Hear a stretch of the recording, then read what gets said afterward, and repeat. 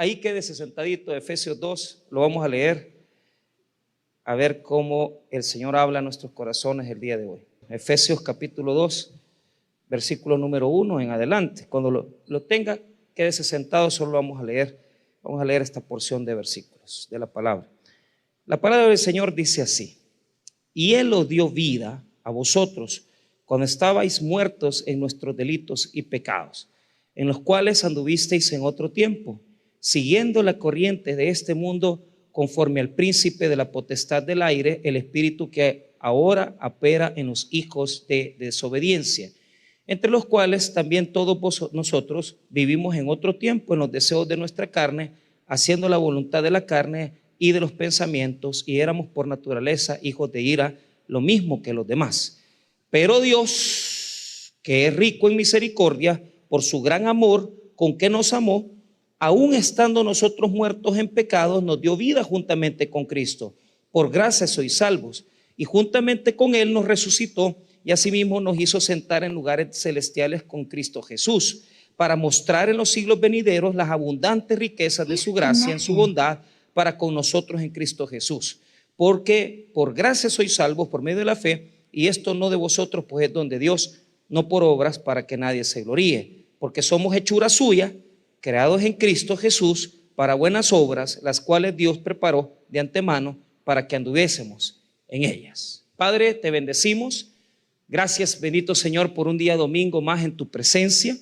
Oramos, Padre bendito, que puedas hablar a nuestros corazones, ministrar nuestras vidas, y que podamos, Señor, a través de tu Espíritu Santo, recibir una palabra que nos exhorte, nos ministre, nos confronte, pero sobre todo, Señor, genere esa transformación y ese cambio en nuestras vidas, Señor. Te pedimos que nos bendigas. Oramos, Señor, por mi hermana Lidia, por su hijo David. Oramos para que los lleves con bien de regreso, Señor, a su país, a su casa, que puedan estar con bien. Guárdalos de todo mal. Y gracias por esta reunión. En el nombre de Jesús. Amén y amén. Muy bien. El tema de hoy es separación. El concepto de separación, ese es separación. Fíjese que ¿qué tanto tenemos que entender la separación cristiana? ¿Cómo lo entendieron los antiguos cristianos? Es decir, para el mundo antiguo, en la Edad Media, la separación consistía en una vida monástica. Desde la teología del siglo IV hasta la teología del siglo prácticamente XVI, todo el mundo religioso entendía la separación como algo importante en la vida para expresar santidad. Es decir, no podemos ser santos si estamos metidos con el mundo, no podemos ser santos si constantemente estamos cerca de el pecado, de toda la condición humana pecaminosa. Y esto llevó a los religiosos a retirarse a monasterios, a tener una vida apartada, pensando que en el monasterio se iba a estar prácticamente apartado de todo el pecado de la humanidad. Esto, hermano, el concepto de separación cristiana es un concepto complicado, porque hoy en día se escucha en los púlpitos también ese tipo de concepto. Es decir, si estamos teniendo que ir en un bus y tener que estar con gente que no es creyente y escuchando una música que no es para cristianos, tenemos nosotros que tener acciones como bajarnos de ese bus, tenemos que apartarnos de eso. Fíjese que la realidad, el texto bíblico del día de hoy nos va a enseñar mucho acerca del concepto de separación. Ahora, vea conmigo unas cosas muy importantes del texto. El texto, la mayoría de exegetas, investigadores bíblicos, establecen que este texto es un texto que pudo haber servido como himno cristiano en las primeras comunidades que se originaron en los principios del cristianismo. La mayoría de investigadores piensan que es un himno tan lindo, es una parte de declaración cristiana que pudo haber sido pronunciado por mucha comunidad y por muchos cristianos para demostrar su cristianismo. Ahora, incluido en la epístola a los Efesios, a nosotros nos da una enseñanza muy grande. Ahora, ¿cómo se divide este himno? ¿Cómo se divide esta declaración cristiana? Fíjese que tiene tres partes importantes. La primera está del verso 1 hasta el verso 3. En este texto, en esta porción, en esta unidad, encontramos nuestra antigua vida, el pasado de nuestra vida espiritual. Es decir, lo que éramos antes, que es lo que nosotros éramos anteriormente, versículo 1 al 3. Luego, los versículos 4 hasta el verso 6 nos presentan ya una condición diferente. Si usted nota, lo que hace el cambio en el texto, lo que hace el giro, es el verso 4. Dice, pero Dios, dice, ahí se mete la idea de Dios y hace un cambio. Pero ¿cuál es el tiempo? Primero está el pasado de nuestra salvación, del 1 al 3. Luego, del 4 al verso 6, el presente de nuestra salvación. Y por último, de los versos 7 al 10, el futuro de nuestra salvación. Así está dividido en 3 etapas: el pasado de nuestra salvación, el presente de nuestra salvación y el futuro de nuestra salvación. ¿Cómo tenemos que entenderlo? ¿Cómo tenemos que interpretarlo? Primero, hagamos un énfasis en lo más importante, que es el hecho que hubo una época en la cual nosotros estábamos alejados de Dios. Eso lo presenta el verso 1 al 3. Luego, cómo el Señor cambia esa condición cuando Él nos llama a su salvación, versículos 4 al verso número 6. ¿Y para qué? ¿Con qué propósito en el futuro el Señor nos ha llamado? Versos 7 al 10. En esos versículos podemos ver el propósito de la salvación que el Señor nos ha otorgado, el propósito de la salvación que Dios nos ha otorgado. Muy bien, veamos lo primero. Yo quiero que usted note lo siguiente. Aparentemente hay una separación grande entre lo que fuimos y lo que Dios hizo en nosotros. Lo que fuimos y lo que Dios hizo en nosotros. Ahora, quiero que vea lo que fuimos. Estábamos, primeramente, mire cómo lo describe el texto. Lo presenta como muertos caminantes, es decir, personas que estaban vivas físicamente, pero espiritualmente muertas. Y estas personas caminaban en un estilo de vida totalmente apartado de Dios. Vea lo que dice el verso 2, el verso 1 al 3. Mire lo que dice. Y Él os dio vida a vosotros cuando estabais muertos en vuestros delitos y pecados. La palabra es la palabra paraptoma en griego, quiere decir caminábamos en una situación donde estábamos muertos en nuestra forma equivocada de vivir, delitos y pecados. La palabra pecado quiere decir, en este texto, quiere decir cometiendo errores. Es decir, la hamartía en griego quiere decir como caminando, pero constantemente caminando en una situación que no agradaba a Dios. Equivocándonos en nuestro estilo de vida, equivocándonos en nuestra forma de ser y en nuestra forma de conducirnos en la vida. Así nos presenta la introducción este pequeño canto. Mira el versículo 2. Ahora que nos ha descrito que estábamos muertos en delitos y pecados, pero muertos espiritualmente, no muertos físicamente. Estábamos muertos porque no conocíamos a Cristo y porque espiritualmente no teníamos la vida de Cristo. Ahora vea la 2, ver el versículo 2. En los cuales anduvisteis en otro tiempo, siguiendo la corriente de este mundo, conforme al príncipe de la potestad del aire, el espíritu que ahora opera en los hijos de desobediencia.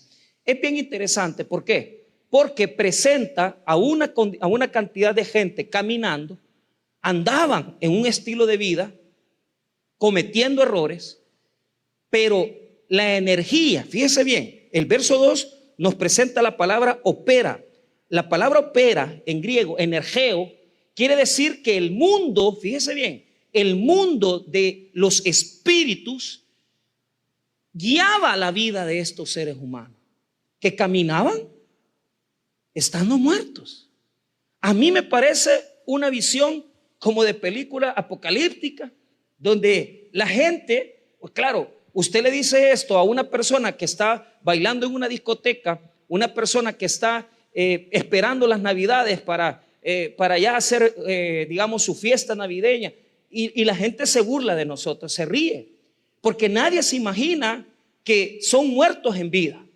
Pero el texto bíblico así lo describe. El pasado es una cantidad de gente caminando que están muertos espiritualmente y que están siendo energizados por un poder que es un poder del reino de las tinieblas. Vuelva a leer el verso 2 para que usted lo lea bien. En los cuales anduvisteis en otro tiempo, siguiendo la corriente de este mundo, conforme al príncipe de la potestad del aire, el espíritu que ahora opera en los hijos de desobediencia. Entonces, el príncipe de la potestad es Satanás, y la corriente es un espíritu que domina la humanidad sin Dios. Una humanidad que la gente vive sus estilos de, digamos, de vida fácilmente, se levantan, se acuestan, comen, se disfrutan. Así que no estamos diciendo que ellos son malos. Lo que estamos diciendo es que lo que opera sus corazones es un espíritu que no obedece a Dios y que pertenece al príncipe de la potestad del aire. Note lo siguiente: los efesios y Pablo ven al mundo de los demonios en la atmósfera, es decir, están los hombres, los seres humanos, arriba de nosotros está una atmósfera de demonios. Así es como lo presenta, guiados por Satanás. Fíjese que hablaba ayer con una persona y me dice, si bien es cierto, mi esposo, mi ex esposo me fue infiel, pero esa persona me lo decía como con orgullo, diciéndome, pero yo me vengué, me dijo. Y ahí es donde no me gustó mucho, porque yo en mi corazón yo me reía, ¿verdad? Pero en mi expresión yo decía, ¿cómo es posible que, o sea, tenemos que pagar con la misma moneda sabiendo que conocemos a Dios, que tenemos al Señor? Y cómo porque tu pareja es infiel, ¿cómo le vas a pagar con la misma moneda? Y todavía se reía un poco diciendo, y me separé y me divorcié. Y uno dice, ¿por qué lo hiciste? Es que no conocía al Señor, no conocía a Dios como lo conozco hoy. Ese tipo de cosas pasan allá afuera. Ese tipo de cosas suceden.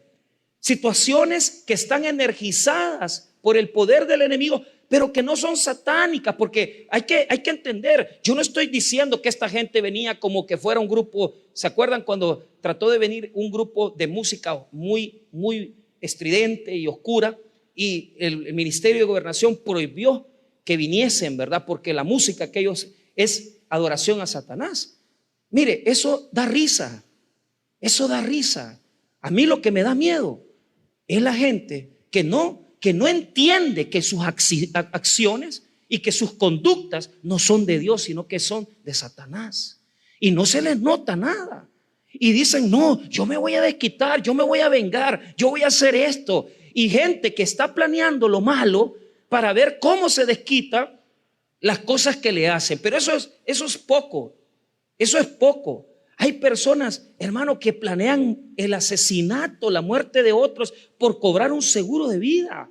Es decir, se le pasa por la mente a alguien, no, si se llega a morir, yo quedo bien. Y esta banda de señoras que se casaban con hombres que tenían plata y prácticamente los envenenaban. Y uno dice, ¿de dónde viene eso? De este señor que opera las potestades del aire.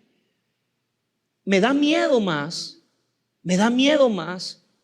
otra cosa que también no se distingue, y que es, hermano, la cantidad de personas que viven en este mundo confundidas, que no saben lo que son, no saben quiénes son, no saben si son hombres o mujeres, no saben tampoco su identidad, no saben qué van a hacer en este mundo. Y uno se pregunta, ¿por qué que viven así? Porque en este mundo opera el príncipe de la potestad del aire.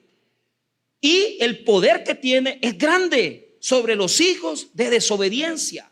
Un montón de gente viva que está muerta espiritualmente, está muerta en delitos y pecados, y que el que los energiza, el que les da su espíritu, es el diablo. Eso éramos antes. Le pregunto, ¿qué daría usted por una persona que está llena del poder del diablo? ¿Qué haría usted por una persona que está llena del poder del diablo? Una mujer que se ha acostumbrado a prostituirse para ganar dinero. ¿Qué haría usted por esa mujer? ¿Qué haría usted por un hombre entregado a una situación que tal vez desagrada a Dios? Se ha dedicado a prostituirse en las calles. A mí me toca, muchas veces estoy desayunando en el Mr. Donald a las 4:30 y un día me tocó eso. Es decir, nos sentamos sentados con otra persona, estábamos tomándonos un café con un pastor en la mañana porque íbamos a los penales, íbamos viendo un desfile de señoritas y nos quedamos así, claro. ¿Y quiénes son estas personas? Son las chicas que pasan aquí en las esquinas de la torre telefónica. ¿Qué hacen ellas? Se prostituyen. Pero cuando ya nosotros nos quedamos ahí como pastores metidos, ¿verdad? Porque eso es lo que somos, nos dimos cuenta que eran hombres. ¿Qué daría usted por ellos? ¿Qué valor tiene? ¿Qué valor tiene un asesino? A mí me toca muchas veces cuando he entrado a los penales y cuando me han dicho el que te dio el agua, a ese prácticamente le incoan 8 asesinatos y son los que se le han descubierto. Y yo tomando agua con él. ¿Qué daría usted por esa gente? Entonces Pablo nos dice claramente, ay, que yo no fui tan malo, porque aquí le está hablando ya al pueblo judío, pero veamos esto. Tal vez usted dice, yo no he sido tan malo. Verso 3, entre los cuales también todos nosotros vivimos en otro tiempo en los deseos de nuestra carne, haciendo la voluntad de la carne y los pensamientos, y éramos por naturaleza hijos de ira, lo mismo que los demás. O sea, no estamos librados. ¿Por qué? ¿Qué es lo que hacíamos antes? La carne no es esto. La carne no es esto. La carne es nuestra condición pecaminosa. No es el cuerpo. El cuerpo es bueno.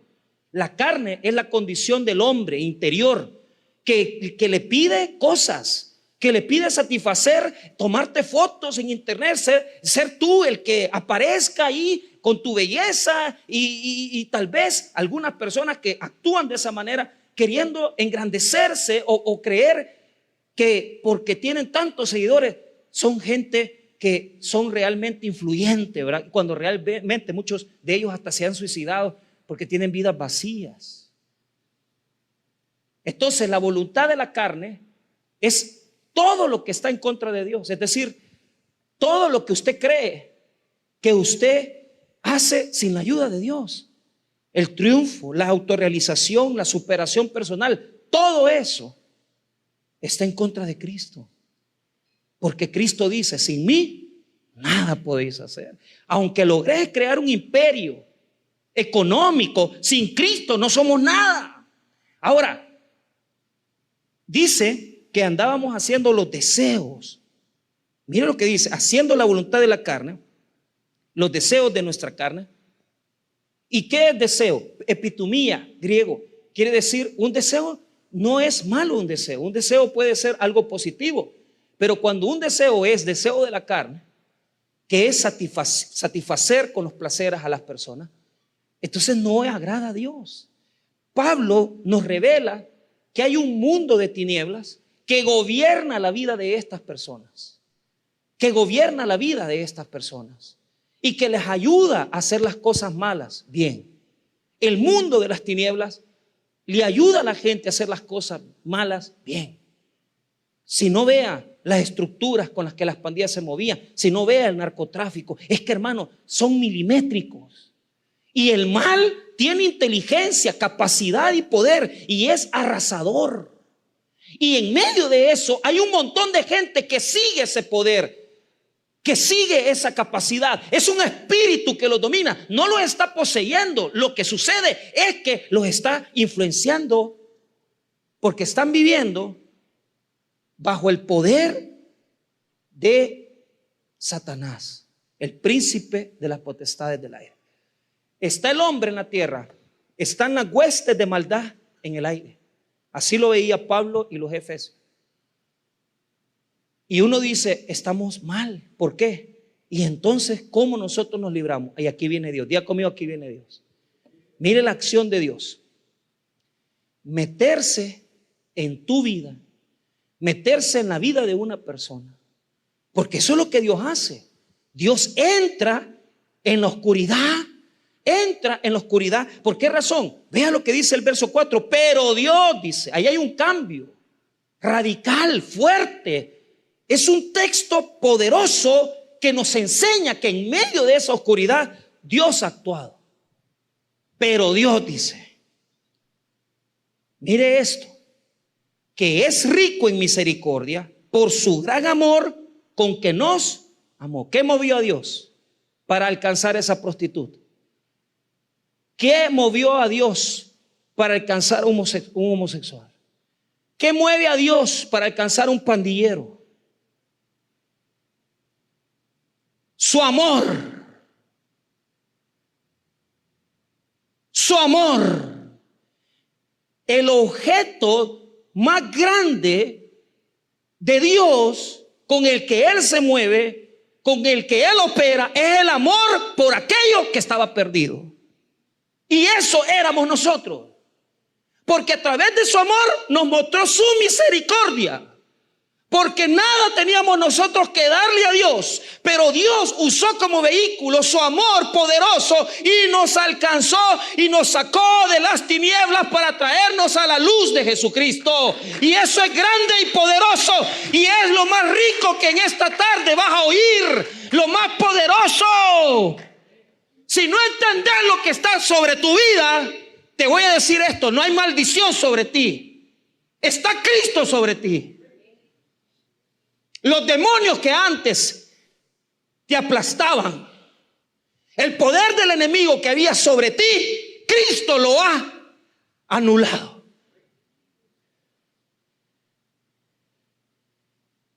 Y ahora Dios, como vehículo único, utilizando su amor, movido por su misericordia,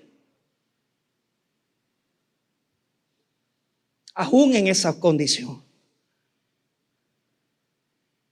Pablo nos dice en el verso 5, aún estando nosotros muertos en pecados, nos dio vida juntamente, o sea, estábamos muertos.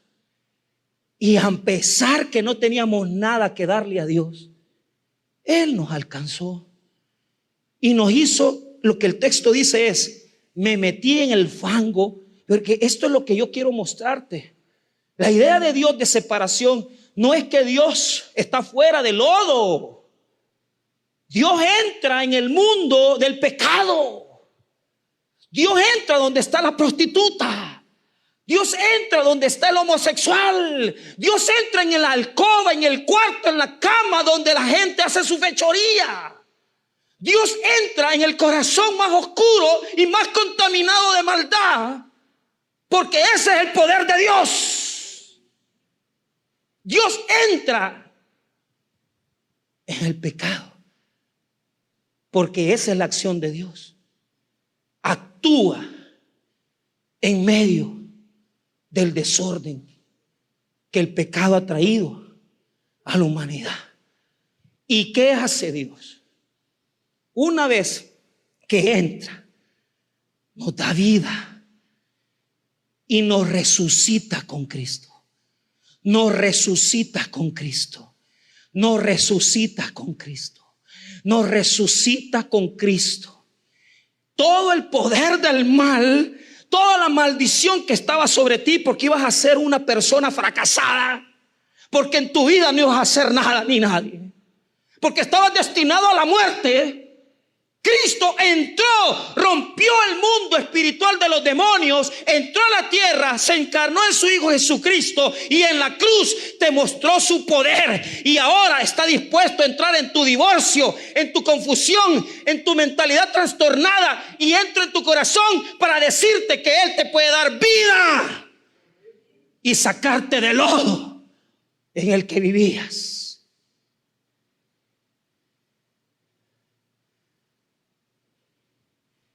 una vez que Cristo ha entrado al mundo, ha roto el mundo de los demonios, nos ha dado vida. Y aquí viene algo por lo que hay que agradecer a Dios. Y en esta tarde yo glorifico a Dios. Mira lo que dice el 6. Y juntamente con Él nos resucitó y asimismo nos hizo sentar en los lugares celestiales con Cristo Jesús. En el pasado éramos muertos en vida. Dejaste tus hijos tirados, los fuiste a regalar, te fuiste con un hombre a casarte por otro lado, dejaste tus hijos abandonados, criándolos con tu madre, porque no eras capaz como mujer de criar un hijo, porque eso no estaba en ti. Y dejaste que tal vez con tu pareja, le dejaste los hijos a tu pareja. ¿Qué hiciste? Todo eso nosotros lo traíamos por nuestra desobediencia y rebelión. Pero este texto nos dice el presente de la salvación. Diga conmigo, el presente de la salvación. Y en el presente de la salvación, yo ya no estoy en el espíritu del príncipe de la potestad del aire. Yo ya no estoy en el espíritu del príncipe de la potestad del aire, sino que todos nosotros, los que hemos recibido al Señor por misericordia, estamos sentados a la diestra, a la par del Hijo, en la gloria, en el cielo. Usted está aquí y está allá. Usted ya está viviendo las cosas celestiales y está viviendo en la tierra. Usted está viviendo, está vivito y coleando y está pensando que después de aquí se va a ir a echar unas pupusas. Pero Dios en este día, yo le quiero decir esto, usted está pensando en comer pupusas y Dios lo tiene sentado ahí arriba porque usted aceptó a Cristo y le ha dado una nueva dignidad. Su vida ya no puede ser terrenal, sino que celestial. Ya no piense solo en las cosas terrenales, piense en las cosas celestiales, porque estás sentado en la diestra del Dios eterno. Allá está sentado en la gloria. Que no te domine el mundo del diablo, porque ese es el problema real. Todos los días, aunque hemos sido librados de ese mundo de tinieblas, porque ¿cómo veía Pablo el mundo? La tierra, las huestes demoníacas en el aire. Pero adivine quién está más arriba en el aire. ¿Quién está ahí arriba? ¿Quién está allá sentado con Dios? ¿Quién está allá? Está usted, está Cristo, están los seres celestiales y usted está sentado allá. ¿Por qué tu vida es miserable entonces? ¿Por qué sos un fracasado? ¿Que no entendés que estás sentado allá? Apoderate de las bendiciones eternas. Comencé a tener una mente transformada y comencé a entender que todo lo que crees en este mundo va a la basura, que todo lo que vale es lo que hagas con Cristo. Eso es lo más importante de esta tarde. Respira el cielo. Viví como es que estés en el cielo. Amá como que estás en el cielo. Dejar influenciándote por ese reino de la maldad. Porque yo sería un mentiroso. Todos los exegetas dicen, eso es lo que fuimos, o ya no somos. Y todos dicen que está separado el mundo que era antes para nosotros y el de hoy. Pero es mentira. Yo no creo en esa teología reformada. Yo lo que creo es que todos nosotros enfrentamos batallas demoníacas y que aunque estamos sentados en el cielo, el olor a azufre siempre está cerca, porque el enemigo está pendiente de vernos cómo vamos a caer, porque el enemigo está pendiente de cómo tenerte bien dominado con el mundo que él domina. Pero no has entendido esto.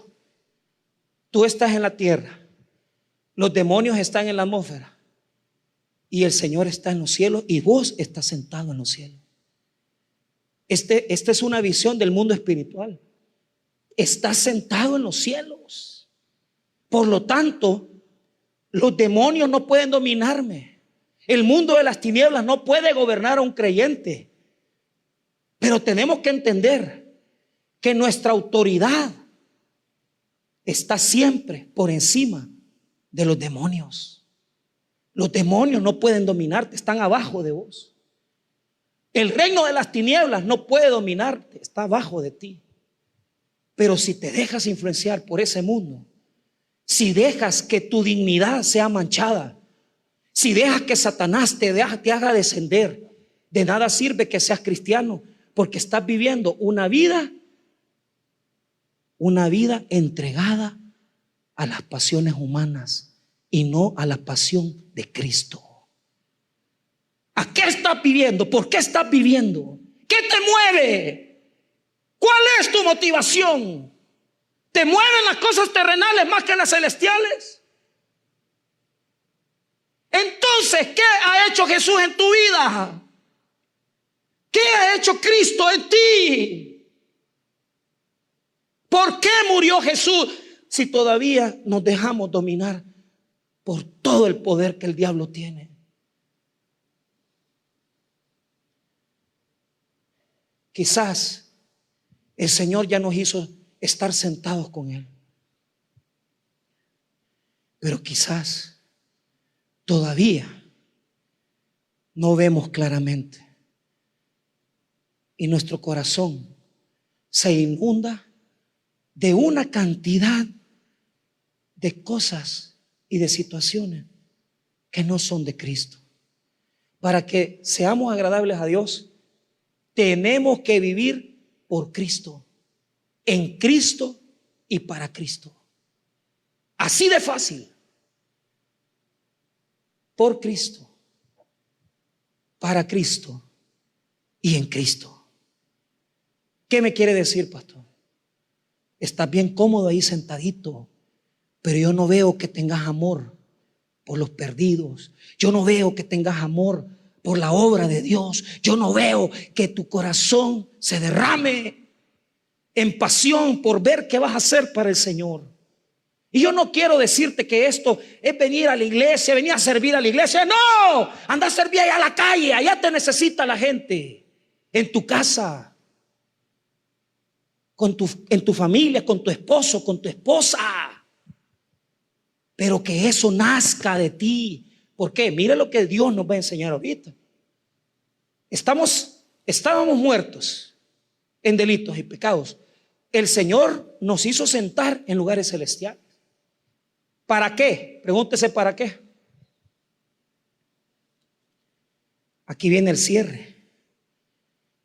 Usted sabe que usted para Dios es una gloria, porque aquello que estaba destinado a la muerte ahora está destinado para Cristo. Y lo único que Dios quiere de nosotros es algo. Escuche bien, verso 9, 8 en adelante, perdón. Porque por gracia sois salvos por medio de la fe, y esto no de vosotros, pues don de Dios, no por obras, para que nadie se gloríe.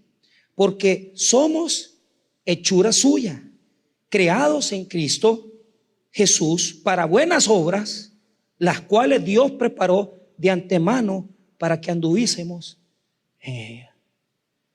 O sea que Dios lo sentó allá arriba para que usted esté tranquilo en la iglesia en la tarde. Qué chivo, ¿va? Un montón de cristianos así que hay aquí. No, señores, Dios nos creó en Cristo para buenas obras. Porque yo les dije algo. Dios descendió a la podredumbre para recogernos a todos nosotros. Pero es que de nada sirve sentarte en la gloria si tú no vas a ir a las tinieblas a recoger a los que necesitan del Señor. Fíjate, Cristo está en nosotros. Diga conmigo, Cristo está en nosotros. ¿Cómo repetimos Jesús está en mí, está en tu corazón. Y aquí está Cristo viviendo en nosotros. Pero hay que enseñar a Cristo. ¿Y cómo enseñamos a Cristo? Con acciones. La palabra en el texto griego dice ergón. ¿Y qué quiere decir eso? No puede ver el mundo a Cristo si tú no actúas, si tú no vas.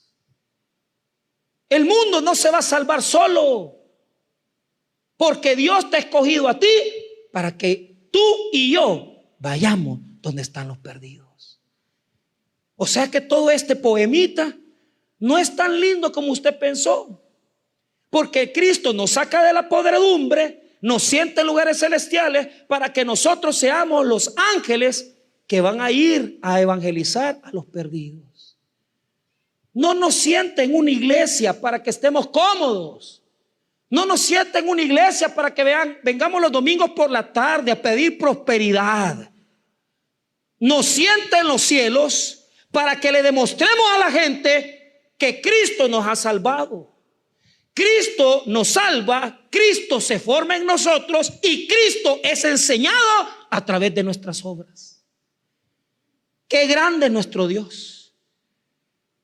Porque lo único que Dios tiene contacto entre el cielo y la tierra es con usted y conmigo.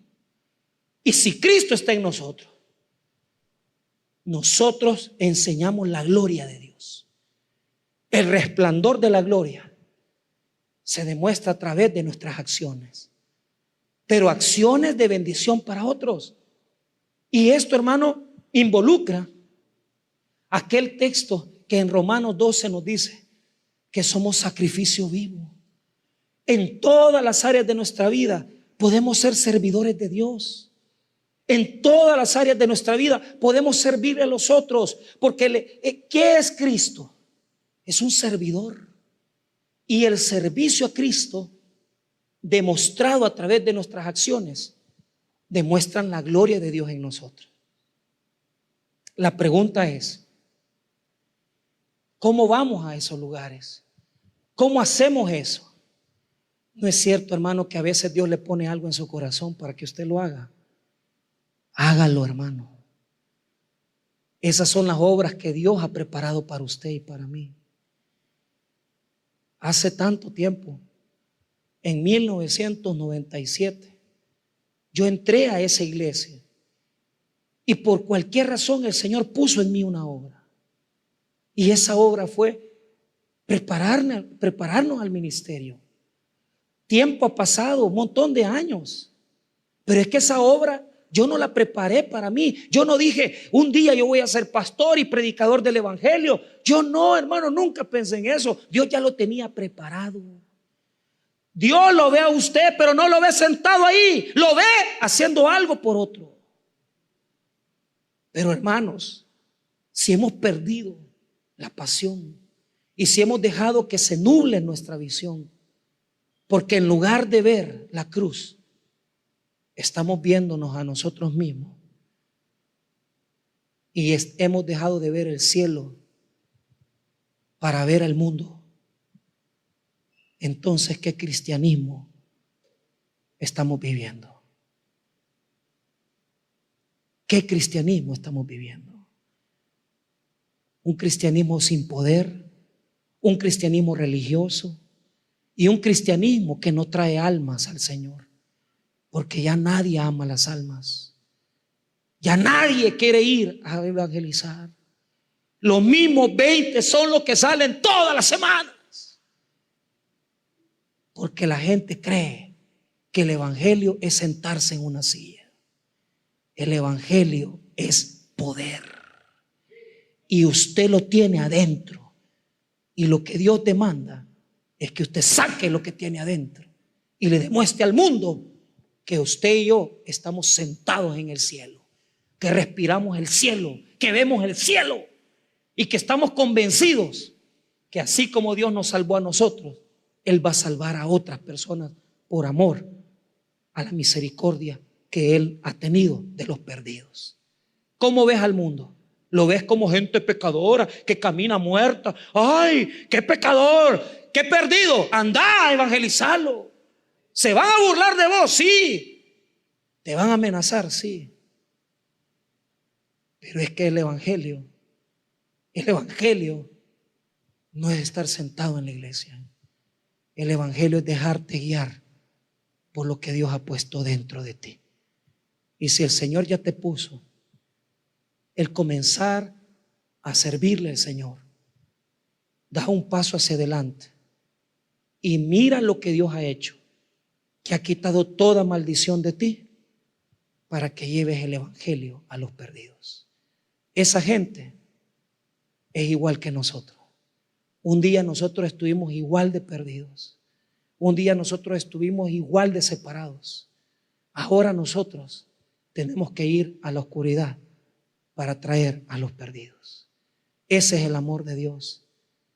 Estar separado no es nosotros en la iglesia y los perdidos en la calle. Nosotros aquí, todos los que estamos reunidos, somos evangélicos y somos salvos, siempre salvos. Y acá y allá los perdidos. No, hermanos. El cristianismo es amar lo que se ha perdido. Así como Dios amó al mundo, así también nosotros amemos a los que no conocen de Jesús. ¿Qué vas a hacer esta semana para dar un paso al frente y dejar de jugar con un evangelio religioso, con un evangelio de silla que no te lleva a nada, que lo único que está haciendo